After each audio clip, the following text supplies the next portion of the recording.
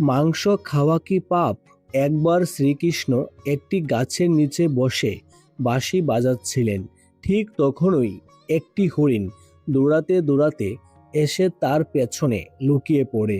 হরিণটি ভয়ে কাঁপছিল। শ্রীকৃষ্ণ তখন তার মাথায় হাত বোলাতে বোলাতে জিজ্ঞাসা করে, তোমার কি হয়েছে? তুমি লুকাচ্ছ কেন?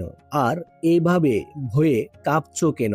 তখন একটা শিকারী সেখানে উপস্থিত হয় এবং সে শ্রীকৃষ্ণকে বলে, এটি আমার শিকার, এর উপর শুধু আমার অধিকার আছে, তাই একে আমার হাতে তুলে দিন। তখন শ্রীকৃষ্ণ বলেন, প্রতিটা প্রাণীর উপর শুধুমাত্র তার নিজের অধিকার থাকে, অন্য কারুর কখনোই অধিকার থাকে না। একথা শুনে শিকারী বলে, এটি আমার শিকার, একে আমি রান্না করে খাবো। তখন শ্রীকৃষ্ণ বলেন, তুমি কি জানো না জীব হত্যা করা পাপ?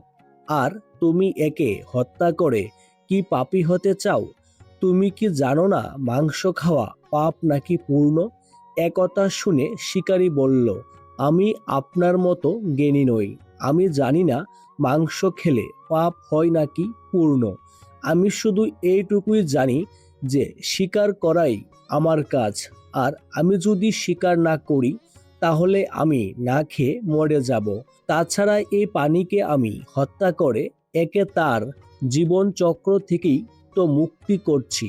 যতদূর আমি শুনেছি শাস্ত্রেও মাংসাহারের কোনো নিষেধাজ্ঞা নেই, এমনকি রাজা মহারাজরাও শিকার করে থাকে। তাহলে এই পশু শিকার করা বা মাংস খাওয়া শুধুমাত্র কি আমাদের মতো গরিব মানুষের ক্ষেত্রেই পাপ? হে শ্রীকৃষ্ণ, আপনি বলুন, মাংস খাওয়া পাপ নাকি পূর্ণ? শ্রীকৃষ্ণ বুঝতে পারলেন নিয়মিত মাংস খাওয়ার ফলে তার বুদ্ধি ভ্রষ্ট হয়েছে। তখন তিনি ওই শিকারীকে বললেন, এসো আমি তোমাকে একটা গল্প শোনাই, সেটা শোনার পরে তুমি বিচার করো মাংস খাওয়া পাপ নাকি পূর্ণ।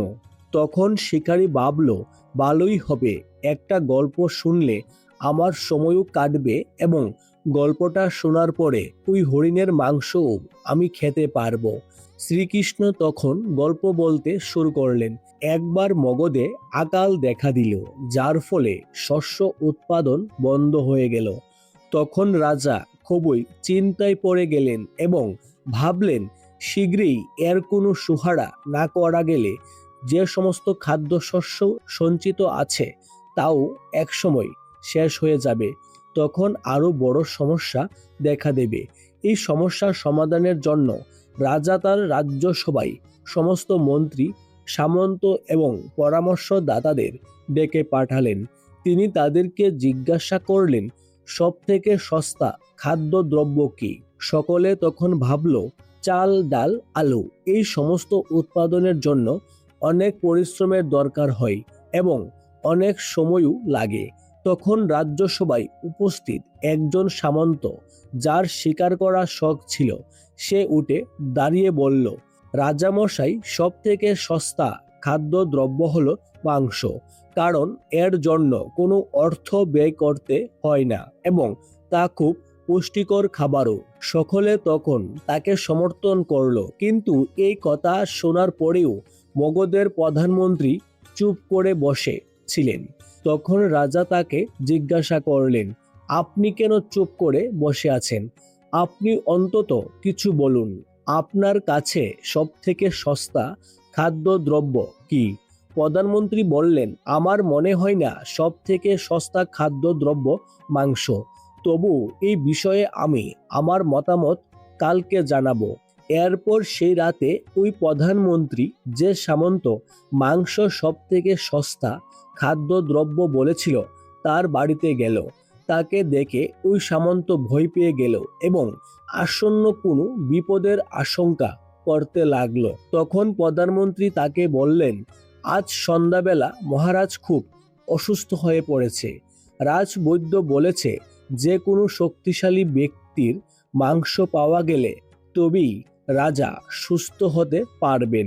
আপনি যত টাকা চান আপনাকে তা দেওয়া হবে। আপনাকে 1,00,000 স্বর্ণমুদ্রা দেওয়া হবে। আপনি চাইলে একটা পুরো জমিদার আপনার নামে লিখে দেওয়া হবে। তার বিনিময়ে আপনি শুধু আপনার বুকের থেকে 20 গ্রাম মাংস আমাকে কেটে নিয়ে যেতে দিন। এই কথা শুনে এই সামন্ত ভয়ে কাঁপতে লাগলো। সে ভাবলো যে যদি প্রাণী না থাকে তাহলে স্বর্ণ মুদ্রা বা জমিদারি নিয়ে সে কি করবে। সঙ্গে সঙ্গে সে দৌড়ে ঘরে চলে গেল এবং 1 লাখ স্বর্ণ মুদ্রা মন্ত্রীর হাতে দিয়ে বলল, মন্ত্রী মশাই, এই 1 লাখ স্বর্ণ মুদ্রা আমি আপনার 1 লাখ স্বর্ণ মুদ্রার সঙ্গে যোগ করে নিন, আর এই 2 লাখ স্বর্ণ মুদ্রা অন্য কাউকে দিয়ে তার মাংস নিয়ে নিন। আপনি আমাকে এখন যেতে দিন। প্রধানমন্ত্রী বললেন, সামন্ত মশাই, আপনি শারীরিক দিক থেকে খুবই বলবান, তাছাড়া আপনার উচ্চতা, চেহারা রাজার সঙ্গে অনেকটা মিলে যায়। তাই রাজবৈদ্য বলেছে যে আপনার মাংসই রাজাকে সুস্থ করতে পারে। তাই আমি আপনাকে আমার প্রধানমন্ত্রীর পদও দিয়ে দেব। দরকার হলে আমি আপনার সেবক হয়ে থাকব, কিন্তু আপনি আপনার হৃদয়ের মাংস আমাকে নিয়ে যেতে দিন। তখন ওই সামন্ত তাড়াতাড়ি নিজের পোশাক ও জুতো পরে নিয়ে মন্ত্রীকে বলল, আমার যদি প্রাণী না থাকে তাহলে আমি প্রধানমন্ত্রীর পদ কেন, রাজার পদ পেয়েই বা কি করব? আপনি বরং আমাকে যেতে দিন। এই বলে সে লাফ দিয়ে ঘোড়ায় উঠে গেল। কিন্তু প্রধানমন্ত্রী ঘোড়ার দড়ি টেনে ধরে বলল, আপনার কোথাও পালানো দরকার নেই, আপনি বরং আপনি নিজের ঘরে চলে যান। আমি অন্য কোথাও গিয়ে দেখি যে মাংস পাওয়া যায় কিনা। এই বলে প্রধানমন্ত্রী সেখান থেকে চলে গেল। এরপর প্রধানমন্ত্রী অন্যান্য সামন্তদের বাড়ি গেল এবং সকলের কাছেই মাংস চাইল, কিন্তু কেউই তা দিতে রাজি হলো না। তার বিনিময়ে তারা সকলেই 1 লাখ থেকে 5 লাখ পর্যন্ত স্বর্ণ মুদ্রা প্রধানমন্ত্রীকে প্রদান করলো। এইভাবে প্রধানমন্ত্রী প্রায় 1 কোটি মুদ্রা পর্যন্ত পেয়ে গেলেন। এরপর তিনি নিজের মহলে ফিরে গেলেন। পরের দিন সকাল সকাল তিনি রাজসভায় চলে গেলেন। সেখানে অন্যান্য সামন্তরা উপস্থিত ছিলেন। তারা সবাই উদগ্রীব ছিলেন রাজার শরীর কেমন আছে তা জানার জন্য, কিন্তু কেউই কাউকে গত রাতের কথা কিছু বলে উঠতে পারছিল না। এর কিছুক্ষণ পরে রাজা আসলেন এবং নিজের রাজ সিংহাসনে বসে পড়লেন। সমস্ত মন্ত্রী ও সামন্তরা দেখল যে রাজা তো একদমই সুস্থ আছে, তার তো কিছুই হয়নি। তখন সকলেই ভাবল যে প্রধানমন্ত্রী নিশ্চয়ই তাদের মিথ্যা কথা বলেছে, কিন্তু তারা কেউই সে কথাটা মুখে বলে উঠতে পারছিল না। ঠিক সেই সময় প্রধানমন্ত্রী রাজার সামনে 1 কোটি স্বর্ণ মুদ্রা রেখে দিল। তখন রাজা বলল, এই স্বর্ণ মুদ্রা কিসের জন্য এবং এত স্বর্ণ মুদ্রা আপনি কোথা থেকে পেলেন? এর উত্তরে প্রধানমন্ত্রী বললেন, 20 গ্রাম মাংসের জন্য আমি চারিদিকে ঘুরে বেড়ালাম, কিন্তু সেই গ্রাম মাংস আমি কোথাও পেলাম না। সেই মাংসের বদলে সমস্ত সামন্তরা এই স্বর্ণ মুদ্রা আমাকে দিয়েছে। এবার আপনি বলুন, মাংস দামি না সস্তা? রাজা সবকিছু বুঝতে পারলেন। তিনি তার রাজ্যের শ্রমিকদের আরও কঠোর পরিশ্রম করে পুষ্টিকর খাদ্য উৎপাদন করতে বললেন এবং নিজের শস্য ভাণ্ডার থেকে তাদেরকে শস্য প্রদান করলেন। ওই 1 কোটি স্বর্ণ মুদ্রা থেকে কিছু অর্থ তিনি শস্য উৎপাদনের জন্য সেচ ব্যবস্থার উন্নতি কল্পে ব্যয় করলেন এবং বাকি অর্থ প্রজাদের কল্যাণের জন্য তিনি প্রদান করলেন। কিছুকালের মধ্যেই খুব ভালো শস্য উৎপাদিত হলো, প্রজারা পুষ্টিকর খাদ্য পেল। এর কিছুদিনের মধ্যেই আবহাওয়ার পরিবর্তন ঘটল এবং আকাল দূর হলো, ফলে প্রজাদের অবস্থার উন্নতি ঘটল। এই গল্প শোনার পর শিকারী বুঝতে পারল যে শিকার করা মোটেও ভালো নয়।